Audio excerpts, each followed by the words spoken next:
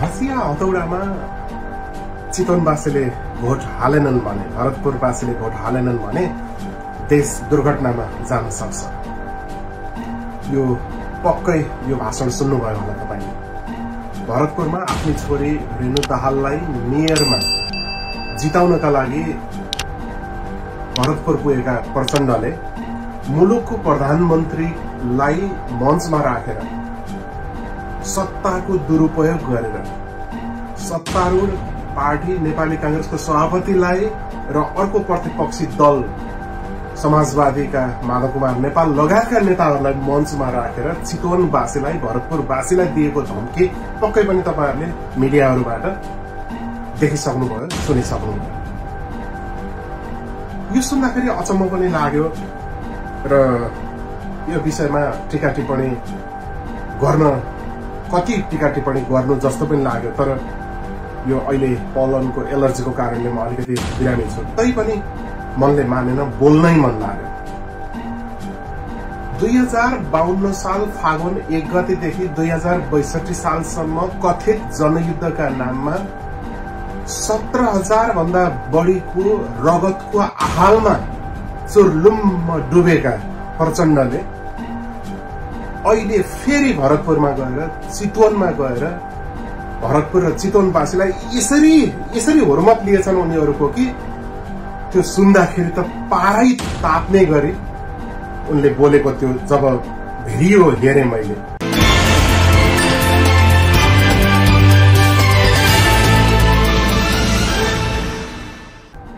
तब चाहिँ सह्य भएन र यो भिडियो क्लिपमा म आउँदैछु।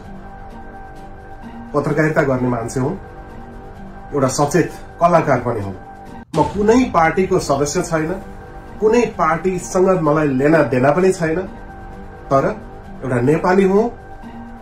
नेपालको एउटा राम्रो कुराले मलाई गर्व लाग्छ भने नेपाल भित्रका प्रचण्डहरू जस्ताका कारणले मलाई कहिलेकाहीँ नेपाली हुँ भन्न पनि लाज लाग्छ। 2052 देखि 62 सम्म तीनै कांग्रेसीहरूलाई खोजी लुटे, कुटे, अपहरण गरे, मारे। तीनै एमालेहरूलाई हुर्मत मात्रै लिएनन् प्रचण्डले। थुती घरबाट थुती हातखुट्टा भाँच्नेदेखि, काट्नेदेखि, घाँटी रेट्नेदेखि के मात्रै गरेनन् प्रचण्डले र प्रचण्डको टिमले।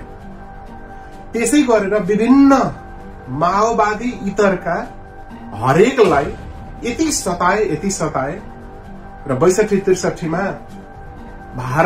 भारतको पहलमा 12 बुँदे समझदारी मार्फत नेपालमा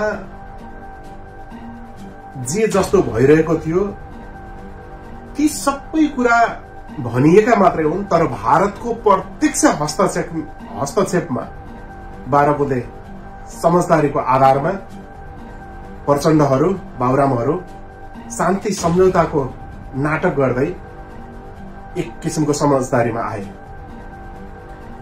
2052 सालदेखि 62 सालसम्म मात्रै होइन, 62 देखि आज 2079 सालको वैशाखसम्म आउँदा समेत मुलुकले यी प्रचण्डहरूको मूल्य चुकाइरहेको छ।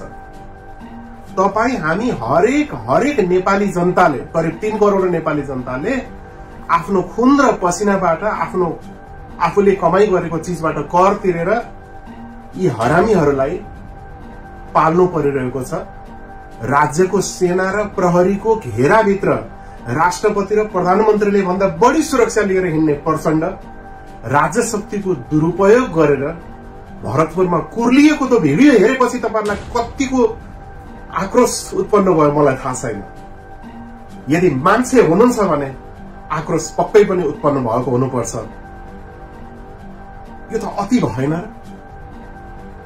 प्रचण्डलाई जिताउनु पर्ने, उनकी छोरी जिताउनु पर्ने, उनको बुहारी जिताउनु पर्ने, उनको भाइ जिताउनु पर्ने, उनको ज्वाइँ जिताउनु पर्ने, उनका नानाता सबैलाई नियुक्ति दिनुपर्ने, हरेक कुरामा प्रचण्डलाई भाग छुट्याउनु पर्ने। कहिले केपी ओलीसँग मिलेर, कहिले शेरबहादुरसँग मिलेर, कहिले कोसँग मिलेर यता र उता गरेका छन्। राजनीतिक वेश्यावृत्ति भनिदैन र यसकोलाई? कहिले यता मिलेको छ, कहिले उता मिलेको छ, कहिले के भनेको छ, कहिले के भनेको छ। भुल्नु भयो? हिजो केपी ओलीसँग एउटै टेबलमा 2टा कुर्सी जोडेर हामी दुईटा पाइलट अब जेट कसरी उडाउँछौं अब हेर्छन् नेपाली जनताले, हामी दुईटा सीमा एउटै जग्गामा कसरी बस्छौं अब हेर्छ जनताले भन्ने यिनै हैनन् र? अनि यही कांग्रेस आज जुन कांग्रेसका सभापति र मुलुकको प्रधानमन्त्री त्यही मञ्चमा बसेर प्रचण्डको धम्कीलाई सुन्दै थिए, माधव कुमार नेपालहरू साक्षी बस्दै थिए, त्यही त्यसरी धम्क्याउँदाखेरि मुलुकको प्रधानमन्त्रीले ठुलो ठुलो हेरेर बस्छ भने हामी नेपाली जनता कति निरीह भएछौं। त्यो प्रधानमन्त्री त्यस्तो लठैत पनि प्रधानमन्त्री हुन्छ? मलाई माफ गर्नु होला शेरबहादुर देउबा, हुन त यी पहिल्यै असक्षम भइसकेका, पहिल्यै नालायक साबित भइसकेका र मुलुकको 5औं चोटि प्रधानमन्त्री बन्दासम्म एउटा कुनै माफा माग्न नसकेका, देश र जनताको लागि कुनै एउटा राम्रो काम गर्न नसकेका देउबालाई मैले धेरै भन्न चाहदिन। यस्ता नालायकहरू जो तपाई हाम्रो प्रधानमन्त्री बनेर अपराध र आतंकका हिमायती प्रचण्डको त्यो धम्कीलाई सुनेर बस्छन्, ताली मारेर बस्छन्, रेणु र प्रचण्डहरूको तारिफ गर्न बस्छन्, त्यो मुलुकका जनता हामी पठै, हामी नेपाली जनता हामी यति भन्न मात्रै विवश छौं। प्रचण्डलाई भरतपुरवासी चितवनवासीले अब ठेगान लाउने बेला आएको छ। यही वैशाख 30 गते हुने निर्वाचनमा प्रचण्डकी छोरीलाई जिताएर होइन, उनलाई कुनै पनि हालतमा हराएर तपाईहरुले यो माओवादी समस्या, यो माओवादी जुन राष्ट्रिय समस्या बनेको छ, प्रचण्ड जुन राष्ट्रिय समस्या बनेका छन्, यिनलाई सफाई गर्ने अभियान त्यहीबाट सुरु गर्न सक्नुपर्छ र भरतपुरवासी र चितवनवासीले धाक धम्कीसँग डराएर होइन, यिनलाई धुलो चटाएर यिनकी छोरीलाई त्यहाँ हराएर देखाउनु पर्छ अनि बल्ल सबक सिक्नेछन्। तर हिजो कांग्रेसका मान्छेहरू यिनै प्रचण्डको पछाडि लाएर हिँडेको पनि देखियो। भुल्नुभयो 4 तारे झण्डा, रुख चुनाव चिन्ह, अनि कांग्रेस त खोजी खोजी यिनीहरूले त सिद्ध्याएको होइन। कति कांग्रेसीहरू बिचारा, कति नियत्था नेताहरू मरे, कति जनताहरू मरे, कति समर्थकहरू मरे, कति एमालेका, कति अरू पार्टीका मरे, कति मारिए यिनीहरूबाट। अब फेरि पनि पछि लागेर यिनकै छोरी जिताउने, यिनकै बाउ यिनैलाई जिताउने, यिनकै आफन्तलाई तिनैको पछाडि लागेर हिँड्नुहुन्छ भने मलाई भन्नु केही छैन। म त आफ्नो पौरख गरेर खाने मान्छे हो। मलाई त्यहाँ आएर सांसद बन्नु छैन, मन्त्री बन्नु छैन, प्रधानमन्त्री बन्नु छैन, मैले त्यहाँबाट केही लिनु छैन। म त खुन र पसिना सिन्चेर आफ्नो जीविकोपार्जन गर्ने एउटा पौरखी युवा हुँ। मलाई केही छैन। म त यसै लाउरे उसै लाउरे बाहिर छु, परदेशमा छु, पौरख गरेर खान्छु, स्वाभिमानले जिउँछु। स्वाभिमान छ, छाती ठोकेर भन्ने मसँग अधिकार छ। मलाई प्रचण्ड बाबुरामहरूको पछाडि लाग्नु छैन, रेणुहरूको पछाडि लाग्नु छैन। मलाई यी नालायकहरूको पछाडि लागेर यिनका झण्डा बोकेर यिनको दासत्व स्वीकार गरेर खानुभन्दा बरु विदेशमा खुन र पसिना सिन्चेर खानमा मलाई गर्व लाग्छ। तर नेपाली हुँ, त्यो देश, ती सम्पूर्ण नेपाली जनहरूको भावना बुझ्छु। म राजनीति गर्दिन, तर राजनीति अलिकति बुझ्छु, किनभने म एउटा पत्रकारिता गर्ने पत्रकार पनि हुँ, एउटा सचेत कलाकार पनि हो, एउटा सचेत नागरिक पनि हो। त्यस कारणले राजनीति गर्नु र राजनीति बुझ्नु फरक कुरा हो। म राजनीति गर्दिन, तर अलिकति बुझ्छु, सचेत छु, बुझ्छु। त्यस कारणले यसरी भन्ने हैसियत पनि राख्छु। प्रचण्ड कहिल्यै सप्रेर मान्छे हुन सक्दैनन्, तर मान्छेहरू बिग्रेर प्रचण्ड बन्छन् भनेर मैले धेरै अगाडिदेखि लेख्दै, बोल्दै, भन्दै आएको छु। र त्यही कारण म सधैँ प्रचण्ड कम्पनीहरूको अपराध र आतंकका हिमायतीहरूको सधैँ तारो भन्दै आएको छु। त्यसमा मलाई केही भन्नु छैन। 17,000 को रगतको आहालमा डुबुल्की मार्ने प्रचण्डले तपाईलाई भरतपुरमा आएर शेरबहादुर, माधव कुमार नेपालहरूलाई मञ्चमा राखेर त्यत्रा हजारौं जनताको बीचमा धम्क्याउँदाखेरि तपाईहरु सहनुहुन्छ भने तपाईहरुको स्वाभिमान कहाँ गयो? कोही एकजना त्यहाँ प्रतिवाद गर्न सक्नु भएन। नेपाली कांग्रेसको महाधिवेशनमा त उनले चाहिँ अहिले भर्खर एउटा नेताले हामी सबै नेता आउँदा चोर आए भन्छन् भन्दाखेरि त हो कि होइन भन्दाखेरि होइन भन्दै प्रतिवाद गर्ने नेपाली कांग्रेसका ती इमानदार सच्चा कार्यकर्ता भरतपुरमा किन बोल्नु भएन तपाईहरु? स्वाभिमान छैन? एउटा जगन्नाथले सबै तपाईहरु कांग्रेसको ठेक्का लिइदिनु पर्ने? जगन्नाथ त बहादुर रहेछन्। म कुनै कांग्रेस होइन, म कुनै पार्टीको मेम्बर होइन, एउटा स्वतन्त्र नागरिक भएर भन्दैछु जगन्नाथ बहादुर रहेछन्। शेरबहादुरलाई पनि चुनौती दिए उनले आफ्नै पार्टीभित्र पनि यो अन्याय र अत्याचार अनि यो कांग्रेसले माओवादीलाई बोक्नु पर्ने, माओवादीलाई भोट हाल्नु पर्ने यो हुँदैन है भनेर त्यहाँ चाहिँ उम्मेदवारी दिएर उनले चाहिँ आफ्नो बहादुरी देखाएका छन्। म तिनलाई सलाम गर्न चाहन्छु। जगन्नाथ पौडेल सलाम छ र तिमी जस्ता सच्चा र तिमी जस्ता जिउँदा कांग्रेसहरू उठ्नु पर्यो, देशैव्यापी रूपमा उठ्नु पर्यो, भरतपुरमा मात्रै होइन। म यो आह्वान गर्न चाहन्छु।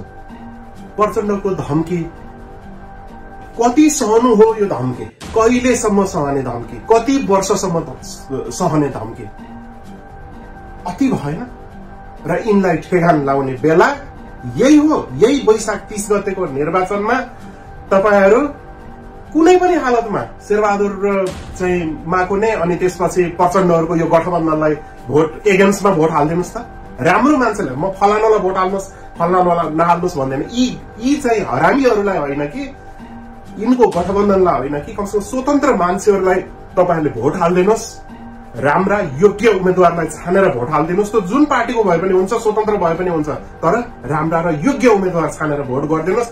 रेणुलाई हराइदिनुस्। रेणुको हार नै मुलुकको जितको सुरुवात हुनेछ। प्रचण्डको हार नै मुलुकको जितको सुरुवात हुनेछ। कति सहने?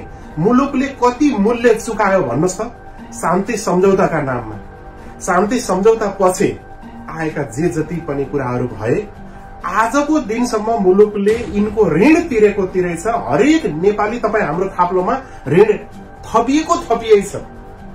कति सहनुहुन्छ हो? अब अझै पनि धम्की दिने, हँसिया हतौडामा भोट हालिएन भने देश दुर्घटना, हाल्नु भएन भने चितवनवासीलाई धम्की, भरतपुरवासीलाई धम्की। दुर्घटना के को दुर्घटना? के को दुर्घटना? कति सहन्छौ हो चितवनवासी हो? कति सहन्छौ भरतपुरवासी हो? यस्ता अपराध र आतंकका नाइकेसँग तर्सेर कति बाँच्छौ हो चितवनवासी हो? एउटा स्वाभिमानी नेपालीले प्रश्न गर्यो, एउटा नेपालीले प्रश्न गर्यो, नेपाली माटोको एउटा उपजले प्रश्न गर्यो। केही गर्नु पर्दैन, कसैलाई भन्नु पर्दैन, देखाएर छाप हान्नु पर्दैन। मतदान गोप्य हुन्छ। तपाईहरुको हातमा त्यो पावर छ। केही दिन भित्रै वैशाख 30 गतेको निर्वाचनमा यिनको विपरीत गएर यिनको एगेन्स्टमा भोट गर्नुस् त। राम्रो मान्छेलाई भोट हाल्नुस् त, यिनलाई हराइदिनुस् त। त्यहीबाट परिवर्तन सुरु हुन सक्छ। परिवर्तन सम्भव छ। प्रचण्डहरु हार्छन्, माओवादी हार्छ, शेरबहादुरहरु हार्छन् र जनताको जितको सुरुवात हुन्छ। होइन भने ठिकै छ, तिनकै पछाडि लाग्नुस्, तिनकै झण्डा बोक्नुस्, तिनकै आरती उतार्नुस्, तिनलाई नै हरिद्वार मानेर घुम्नुहुन्छ भने मलाई त भन्नु केही पनि छैन। भोग्ने तपाईहरुले हो, त्यही बस्ने मान्छेहरुले हो। तपाईहरु यस्तै अपराध र आतंकलाई भोगेर बाँच्न तपाईहरुलाई खुसी लाग्छ भने तिनीलाई भोट गर्नुस्। रेणु जिताउनुहोस्, त्यहाँ आउने निर्वाचनमा रेणुको बाउलाई सांसदमा जिताउनुहोस् अनि सरकारमा पठाउनुहोस्। लुटिनुहोस्, कुटिनुहोस्, मारिनुहोस्, सबै कुरा भएर बस्नुहुन्छ भने मलाई भन्नु केही छैन।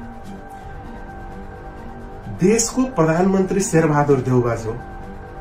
तपाई नालायक हुनुहुन्छ, तपाई असक्षम हुनुहुन्छ, तपाई बारम्बार प्रयोग भएर नालायक साबित भएको मान्छेलाई मलाई भन्नु त केही छैन।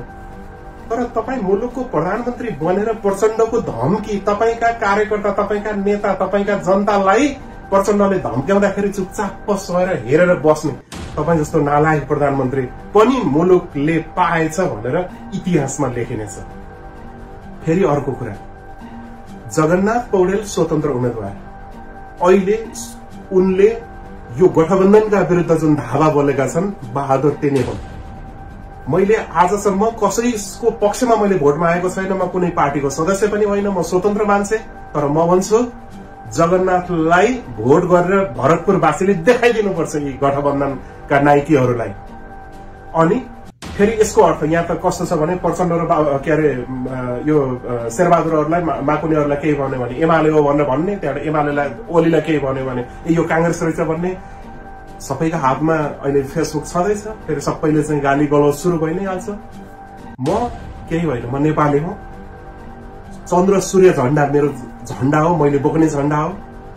नेपाल मेरो राजनीति हो, नेपाली माटो मेरो आदर्श हो, त्यति हो, के पनि छैन। त्यहाँ राम्रो मान्छे, योग्य मान्छे, असल मान्छे, जनताको भावना बुझ्ने मान्छे, नेपाली माटोको मूल्य बुझ्ने मान्छेले चुनाव जित्दियोस्, मेरो त्यति कामना हो। त्यो जुन पार्टीको जुन स्वतन्त्र जे भए पनि मलाई भन्नु केही छैन। तर चितवनवासी जनता, भरतपुरवासी जनता, दुई हात जोडेर भन्छु, यस्तो धम्कीका बावजुद पनि, प्रचण्डका बाउछोरीको आतंकका बावजुद पनि तपाईहरुले परिवर्तन गर्न सम्भव छ। यदि साँच्चै तपाईहरु बीपीका चेलाहरू हो भने, बीपीको आदर्शलाई फलो गर्ने कांग्रेस हो भने, कुनै हालतमा हँसिया हतौडामा भोट नगर्दिनु होला, रेणुलाई भोट नगर्दिनु होला। यदि त्यो गर्नुभयो भने तपाईका ती हातहरू, तपाईको हात मात्रै होइन, तपाईको पुस्ता मात्रै 7 पुस्तालाई पाप लाग्नेछ। यस्तो अपराधलाई, यस्ता धम्क्याउने, यस्ता अपराधका नायकीहरूलाई हामीले प्रश्रय दिनु हुँदैन, जिताउनु हुँदैन। मैले भन्ने त यति मात्रै हो। मेरो हातमा के छ र, म त यसै पनि बाहिर छु। फेरि पनि भन्छु, मलाई त्यहाँ गएर यिनीहरूको झण्डा बोकेर, यिनीहरूको चाकडी गरेर, यिनीहरूको झोला बोकेर, यिनीहरूको पार्टी प्रवेश गरेर मलाई केही लिनु दिनु छैन। हुन त म जस्ता धेरै पत्रकार कलाकारहरू अहिले चाहिँ पार्टी प्रवेशको लहरमा हुनुहुन्छ, तर म भन्छु हामी कलाकार र पत्रकारहरू कोही पनि पार्टी प्रवेश गर्नु भनेको, राजनीतिमा एउटा पार्टीमा प्रवेश गर्नु भनेको त्यो हाम्रो पेशाप्रतिको आत्मदाह हो। मेरो त्यो ठहर छ। तर त्यो भन्दै गर्दा बोल्नै नहुने होइन। अन्याय र अराजकताका विरुद्ध बोल्नुपर्छ, अन्याय र अराजकताका विरुद्ध लेख्नुपर्छ, आवाज उठाउनुपर्छ, औँलो ठड्याउनुपर्छ र प्रचण्ड जस्ताहरूलाई औँलो ठड्याएर देखाउने मात्रै होइन। भरतपुरवासी फेरि पनि अनुरोध देखाइदिनुहोस्, यदि तपाईहरु जिउँदा हुनुहुन्छ भने। होइन भने त म के नै भन्न सक्छु र। भरतपुरवासीहरू जिउँदा छन् भन्ने देखाउने बेला हो यो। प्रचण्डहरू र देशका समस्याहरूलाई ठेगान लगाउने बेला हो यो। निरीह नेपाली कांग्रेसका सभापति र नालायक 5औं पटक प्रधानमन्त्री भएका देउबाहरूलाई देखाउने बेला हो। यो जनताको आक्रोश बोल्ने हिम्मत गरे। यो सुनिदिनु भयो, हेरिदिनु भयो, तपाईहरु सबैलाई धन्यवाद। र जाँदा जाँदै शेरबहादुर पत्नी डाक्टर आरजु देउबालाई मैले अलिकति पढे लेखेको महिला, एकदम एउटा राम्रै महिलाको रूपमा मूल्याङ्कन गर्थे। तर आज हिजो चाहिँ उहाँले दैलेख पुगेर, डडेलधुरा कता कता पुगेर चाहिँ नेपाली कांग्रेसको उम्मेदवारलाई जिताउनुहोस्, जहाँ चाहिँ नेपाली कांग्रेसको मेयर, पालिका प्रमुखले जित्छ त्यहाँ चाहिँ हामी पैसा पठाउँछौं, अर्थात सरकारी पैसा बजेट आउँछ, होइन भने चाहिँ किन पठाउने, किन हामी पठाउँदैनौं भनेर भन्नुहुन्छ। आरजुजी, देशको ढोकोटी तपाईका माइतीको पेवा हो, दाइजो हो, तपाईका माइतीले दिएको दाइजो हो। देशको ढोकोटी तपाईले पठाएर पठाइने र नपठाएर नपठाइने हुन्छ। एउटा पढे लेखेको महिला हुन त अहिले महिलावादीहरू, महिला अधिकारवादीहरू फेरि जुरुप्प उठ्नु होला फेरि आरजुमाथि एट्याक गर्यो भनेर। तर सोचेर बोल्दैनस्, तपाईको श्रीमान त नालायक हुनुहुन्छ शेरबहादुर देउबा, जो प्रचण्डको पछाडि देखिरहनु भएको छ। तपाई झन् नालायक मैले आज मूल्याङ्कन गरे। तपाई जतिको पढे लेखेको महिला, एउटा राम्रो महिलाको रूपमा लिन्थे मैले, तर आज तपाईको त्यो अभिव्यक्ति देख्दा मलाई लाज लाग्यो। आरजुजी, तपाई हुन त शेरबहादुरको पत्नी, अब राणाको छोरी, राणा हुनु नै फेरि तपाईको आमा बुवाहरू, तपाईहरुका चाहिँ उसलाई चाहिँ म दोष दिन चाहन्न। तर तपाईको त्यो विद्वतामाथि, तपाईको त्यो शैक्षिक योग्यतामाथि आज ठूलो प्रश्न उठेको छ।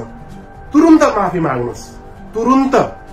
तपाईको घरबाट, तपाईको बुढा नीलकण्ठको घरबाट कसैलाई बाँड्नु छ बाँड्नुहोस्, तर देशको ढेकोटीबाट कांग्रेसले जितेको ठाउँमा हामी बजेट पठाउँछौं, अन्यथा किन दिने भनेर भन्ने तपाईलाई त्यो अधिकार छैन। तुरुन्त माफी माग्नुहोस्, यही आग्रह गरे। हस्त, धन्यवाद, नमस्कार।